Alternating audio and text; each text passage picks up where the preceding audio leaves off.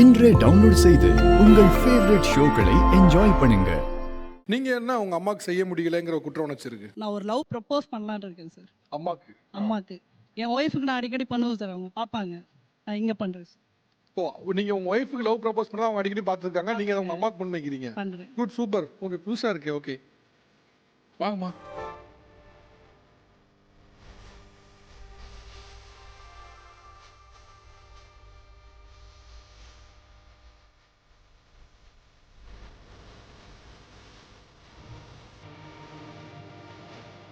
கண்டிப்பா நான் உன்னை பார்த்துப்பேம்மா.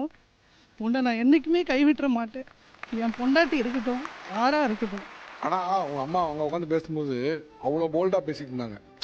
ஆனா இங்க வந்து நீங்க உங்க ஒய்ஃப்ட்ட எப்படி பேசுவீங்களோ அது மாதிரி உங்க அம்மா கிட்ட பேச முயற்சி பண்ணும்போது உடஞ்சிட்டாங்க.